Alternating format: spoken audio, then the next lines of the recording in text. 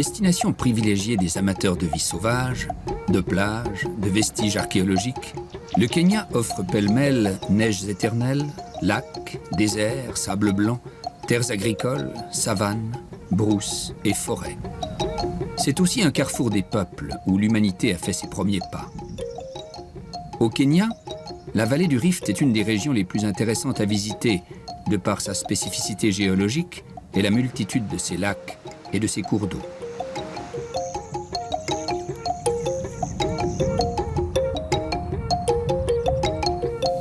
Pour cela, les lacs de la vallée du Rift représentent un intérêt particulier pour les amateurs d'oiseaux. Il est judicieux de choisir l'hiver pour s'y rendre. Les oiseaux migrateurs s'installant à cette saison autour des bassins salins ou d'eau douce avant de retourner passer l'été en Europe.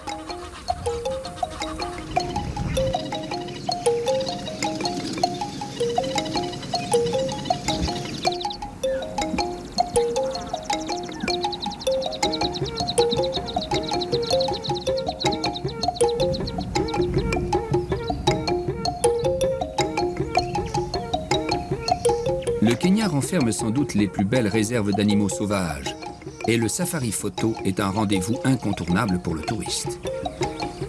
Les herbivores se trouvent en grand nombre dans tout le pays. Les animaux à cornes comme les buffles, les gnous et autres antilopes. Plusieurs sortes d'antilopes sont recensées dans le pays. Le minuscule céphalopode, le bongo ou encore l'antilope girafe.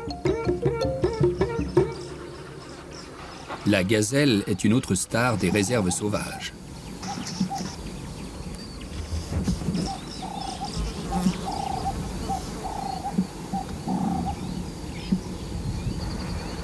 Du haut de ses 6 mètres, avec un cou pouvant atteindre 2 mètres de long, la girafe domine la savane.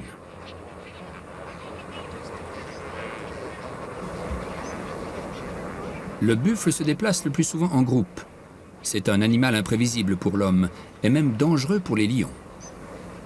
Les plus gros mammifères comme l'éléphant ou le rhinocéros ne doivent aujourd'hui leur survie que grâce à ces parcs nationaux.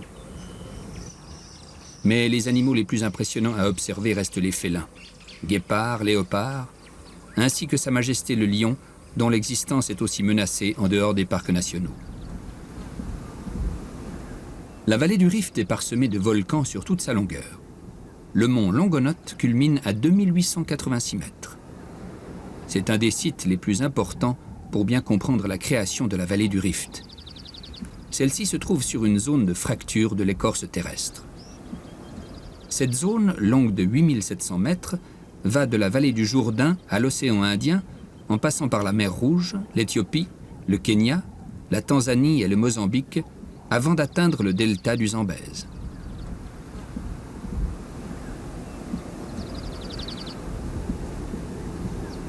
Sur une carte, il est facile de deviner que l'Arabie et l'Afrique étaient autrefois soudées, et il est pratiquement certain que cette faille s'agrandira encore. Ainsi, toutes les terres situées à l'est de la vallée du Rift se sépareront un jour du continent pour devenir une île un peu plus grande que Madagascar.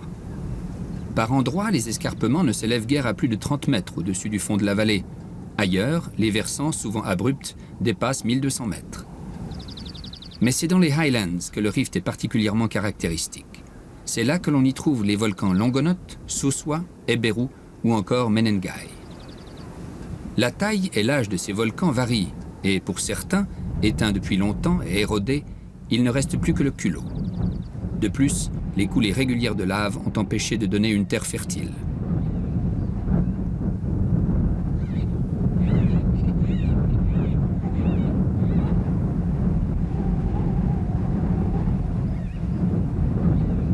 Véritable réservoir d'eau, la vallée du Rift comporte quelques splendides chutes, comme celle de Malacca.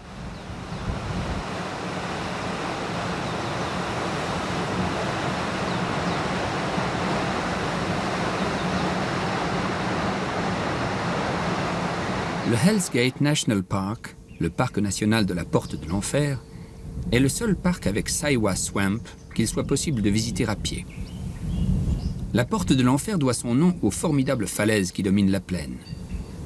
En avançant dans le parc, on peut atteindre des gorges desquelles fusaient jadis d'inquiétantes vapeurs. Celles-ci ont disparu et sont désormais utilisées par des installations géothermiques. Ces falaises sont aussi appréciées par les grimpeurs. L'escalade est d'ailleurs devenue une importante activité touristique du pays. Au fil des ans, le Mountain Club of Kenya a ainsi ouvert aux grimpeurs spécialisés un certain nombre de régions telles que Lukenya, Ndeya ou encore Soitpus, sans oublier bien sûr le plus célèbre, le mont Kenya. Autre intérêt des falaises et des roches de la vallée du Rift, les découvertes archéologiques. Ainsi, des fouilles ont permis de mettre à jour des ossements préhistoriques enfouis sous les sédiments. Cette région constitue une mine de vestiges pour reconstituer l'histoire de l'évolution humaine sur 8 millions d'années. C'est ici que se serait déroulée l'une des métamorphoses les plus fondamentales pour l'espèce humaine, l'adoption de la position debout. Dans le sol volcanique, les chercheurs ont retrouvé des traces de pas figées depuis 4 millions d'années. Aujourd'hui, il est établi que la vallée du Rift fut le berceau de l'humanité.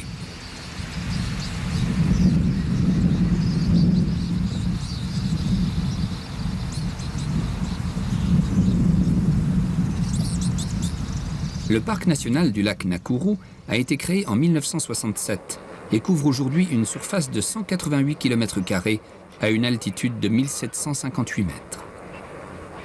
Le lac, qui en forme le principal centre d'intérêt, fait partie de la grande famille des lacs alcalins, au même titre que Bogoria, Magadi et Natron. Ils sont nés lors de la formation du Grand Rift et leur réseau hydrographique est insuffisant. Il y a bien quelques rivières saisonnières qui alimentent le lac, mais l'eau ne peut être évacuée que par l'évaporation, qui est d'ailleurs intense. Cette absence d'écoulement et la nature des roches volcaniques alentour entraînent une haute densité de soude qui favorise le développement d'algues, si bien que le lac fourmille de minuscules crustacés et de larves d'insectes qui attirent les oiseaux. Les eaux du lac Nakuru peuvent parfois accueillir près de 2 millions de flamants roses. Ce lac est un des sites les plus recherchés par les ornithologues. Le lac Nakuru subit aussi des modifications extrêmes de son niveau d'eau, allant jusqu'à s'assécher complètement, d'où le spectacle de ses surfaces blanchies par le sel. Son nom, Nakuru, vient du Maasai et signifie « tourbillon de poussière », car lorsque le lac s'assèche, il dégage d'importants nuages de soude. À 125 km du lac Nakuru se trouve le lac Bogoria. Découvert en 1883 par l'explorateur Joseph Thomson, le lac couvre une superficie de 45 km², avec une profondeur maximum de 9 mètres. Le lac lui-même et ses rives ont été transformés en parc national en 1981 sur une surface totale de 107 km². Le lac Bogoria est tout à fait unique en son genre. Comme le lac Nakuru, il est alcalin si bien qu'on y trouve beaucoup de flamants roses, mais c'est au sud du lac que se trouve l'attraction principale. Des geysers bouillonnants qui dégagent une quantité impressionnante de vapeur. L'eau est très chaude et les risques de brûlure sont réels. Un spectacle grandiose, car les colonnes d'eau peuvent atteindre jusqu'à 6 mètres de haut.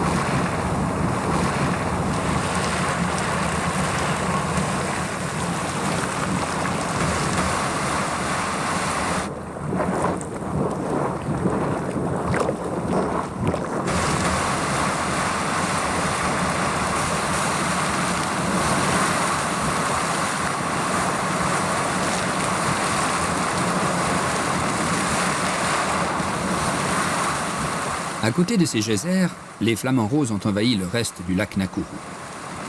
Les flamants roses migrent régulièrement d'un lac à l'autre. 7 lacs se succèdent le long du Rift. Contrairement aux lacs ordinaires, leur bassin semble fermé. L'eau des pluies drainée par le sol alentour se déverse dans les cuvettes peu profondes. Une évaporation intense maintient les lacs de la vallée du Rift à un niveau à peu près constant, tout en permettant aux sels et aux minéraux de s'accumuler dans l'eau.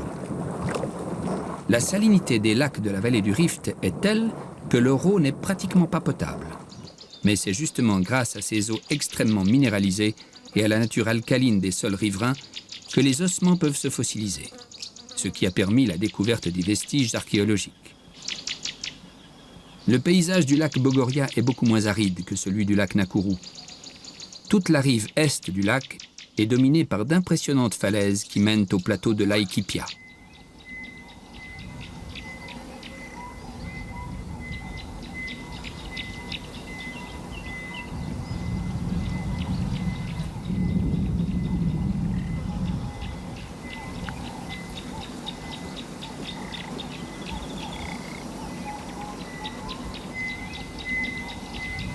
À 80 km de la capitale, et accessible en empruntant la Trans-East African Highway, le lac Naivasha n'est pas une zone protégée.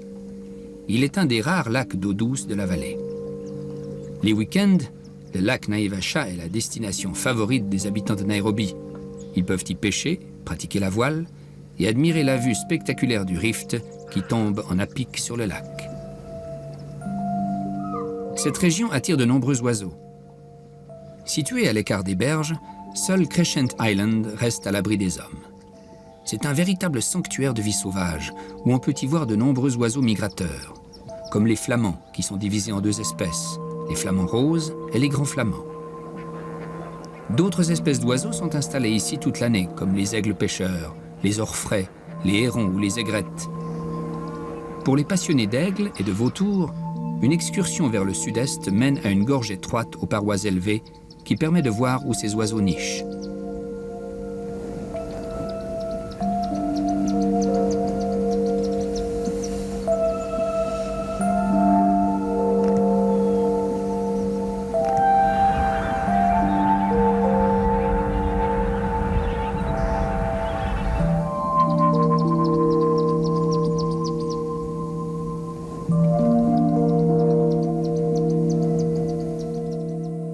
Baringo est le second lac d'eau douce du Rift. 2 fois plus grand que le Naivasha, il suscite la même question. Pourquoi l'eau reste-t-elle douce alors qu'il n'y a apparemment pas de voie d'écoulement? Il contient de plus en plus de vases à cause de la culture et de l'élevage anarchique pratiqué sur ses bords, ce qui n'est pas sans poser un sérieux problème aux défenseurs de l'environnement. La présence de certains poissons laisse supposer que le lac a dû être jadis relié au bassin du Nil. Le lac Baringo est l'un des endroits où le géologue Gregory a élaboré en 1893 sa théorie selon laquelle la fracture de l'Est africain n'était en rien comparable au Grand Canyon. Ce n'est pas l'érosion qui a creusé la vallée, mais un écartement de 2 masses montagneuses responsables d'une gigantesque faille, le Grand Rift.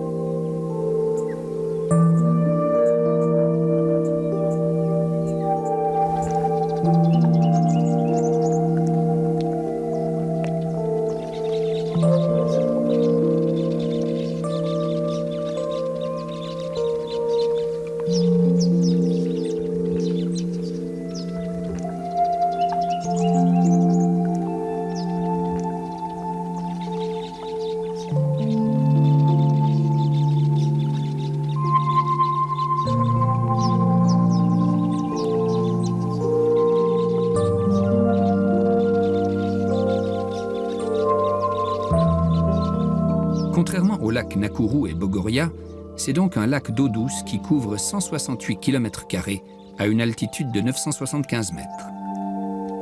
Le lac Baringo n'est pas un parc national. Il y a donc très peu de grands mammifères. En revanche, c'est le paradis des ornithologues du monde entier.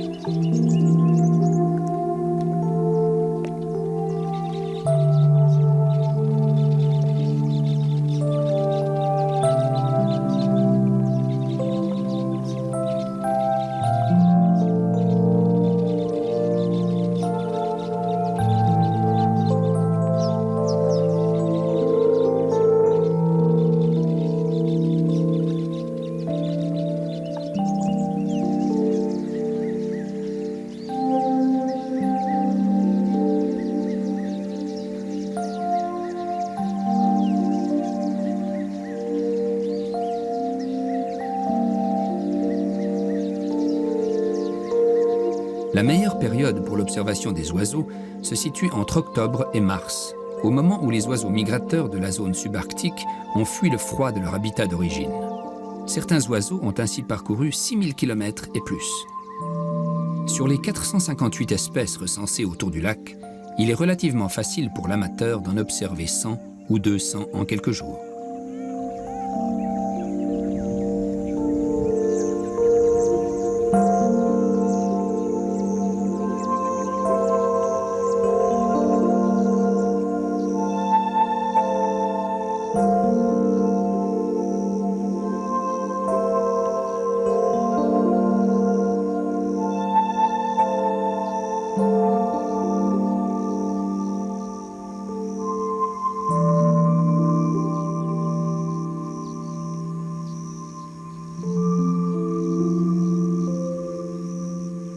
Les marais qui couvrent une partie du lac sont un véritable vivier de poissons et un lieu très prisé des pêcheurs.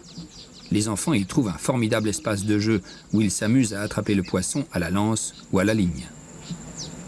Certaines tribus, comme les El Molo, sont établies sur les îles des lacs de la vallée du Rift. Ces villages vivent essentiellement du produit de leur pêche.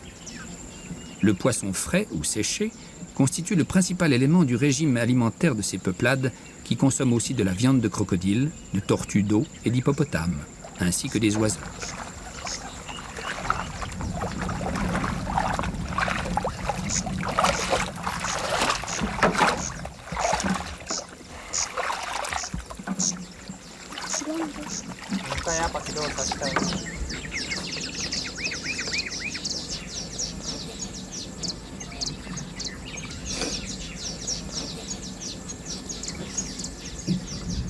Autre peuple des lacs, les Nilotes, qui appartiennent à la branche nilo-saharienne et ont un mode de vie et une culture très variables selon les ethnies.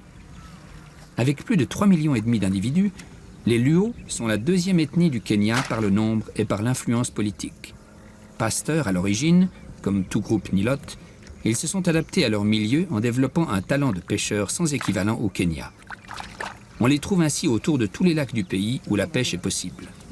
Les travaux agricoles ne leur sont pas pour autant étrangers. Ils cultivent le riz et la canne à sucre dans les collines qui dominent le lac.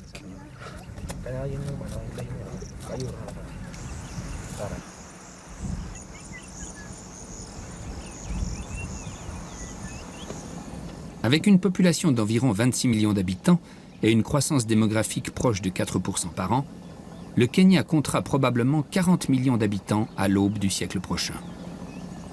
Si la superficie totale du pays est équivalente à celle de la France, la surface utile ou même habitable pour la population sédentaire ne dépasse pas la moitié. L'exode rural est un des principaux problèmes du pays.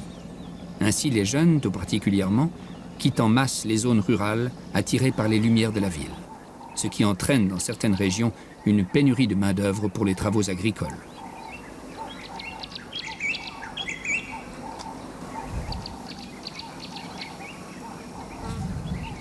Le Kenya est l'un des pays d'Afrique connaissant le meilleur niveau de développement économique et social. Le tourisme est de loin le premier pourvoyeur de devises. Il rapporte près de 10 milliards de shillings par an et permet de réduire l'endettement dont souffre le pays. Pour accélérer le développement économique, l'État a considérablement renforcé le réseau routier et ferroviaire. Mais cela n'est pas encore suffisant. Les lacunes industrielles et agricoles sont encore trop importantes.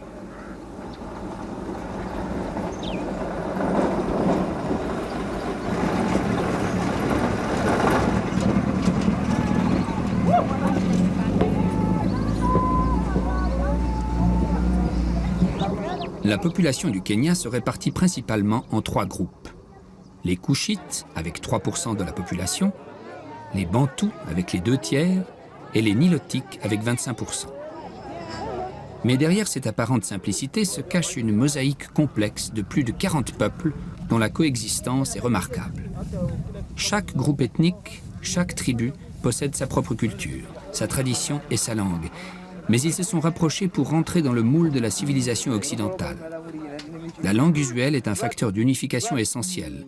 Tous les Kenyans parlent le Swahili, langue mi-arabe, mi-bantou, tout comme l'anglais qui est largement pratiqué.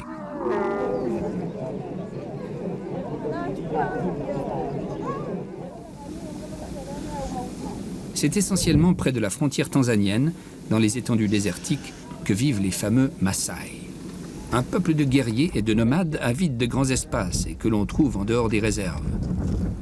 Les Maasai ont su conserver intactes ces traditions malgré un contact permanent avec le mode de vie occidental. Les Maasai, qui semblent vivre en dehors du temps, attirent la curiosité des touristes et ce peuple a su en faire un commerce non négligeable. Certaines de leurs traditions restent surprenantes, comme le mélange de sang de taureau et de lait qui constitue la nourriture de base du Maasai. On estime que les Maasai sont arrivés dans la vallée du Rift vers le XVIIe siècle, venant du lac Turkana et des hauts plateaux d'Éthiopie.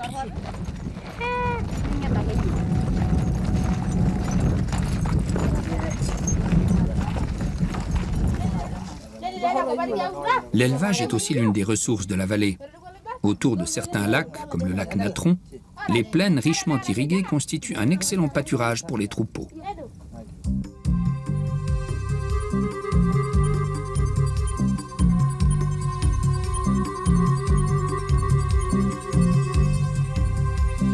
Dans la vallée du Rift, les habitants ont aussi su exploiter les particularités de certains lacs. Ainsi, le lac Magadi, extrêmement salé, permet l'exploitation du sel. Tous les facteurs contribuent à favoriser cette industrie. Le niveau de l'eau extrêmement bas et une chaleur étouffante. Si bien que le fond est couvert d'une croûte blanche, énorme cuvette de soude qui s'étale sur 100 km². Autour du lac, jaillissent des sources chaudes, fortement salines, à une température de 45 degrés. Ces sources alimentent la cuvette qui contient une réserve presque illimitée de potasse, de sel et de substances chimiques apparentées. Ce gisement de sel est exploité par la Magadi Soda Company depuis le début du siècle. Magadi est la plus vieille exploitation minière du Kenya. Le village de Magadi a été construit par la compagnie. Les habitants travaillent presque tous dans le sel. Près des sources à l'extrémité sud du lac, le niveau d'eau est un peu plus important. Malgré le fort dosage en sel, cette eau a pu engendrer une vie aquatique microscopique qui attire les oiseaux.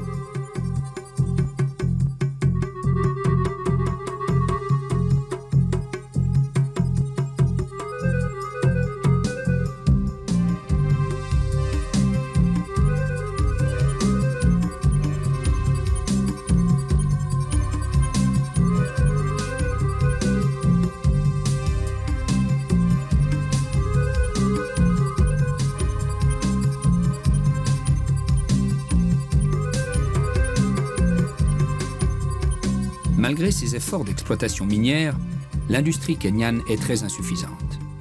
Hormis quelques usines dans la sidérurgie, l'automobile ou la cimenterie, le paysage du Kenya est pratiquement vierge. Les écologistes convaincus ne s'en plaindront pas, mais le Kenya n'est pas aujourd'hui en mesure de subvenir à ses besoins.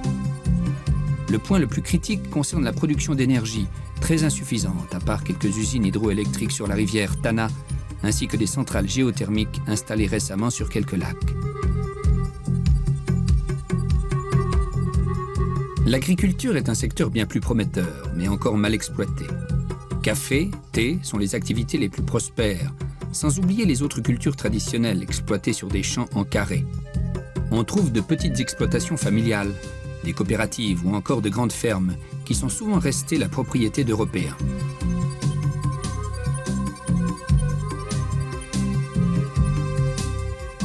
L'horticulture connaît une très forte croissance dans la vallée du Rift, car son potentiel de développement et son rendement sont largement supérieurs à ceux du thé ou du café. Les fleurs sont emballées et acheminées par avion sur la salle des marchés d'Amsterdam, ce qui constitue une importante source de devises pour le pays. Finalement, le tourisme reste encore le secteur le plus florissant dans la vallée du Rift. Le gouvernement l'a d'ailleurs bien compris en créant des écoles de tourisme et surtout en mettant en place une politique de protection de l'environnement et de la faune de grande envergure. L'exceptionnelle richesse des réserves et des parcs nationaux représente le plus bel atout de la vallée du Rift, qui est aujourd'hui une destination touristique de pointe et rivalise avec les stations balnéaires de la côte de Mombasa.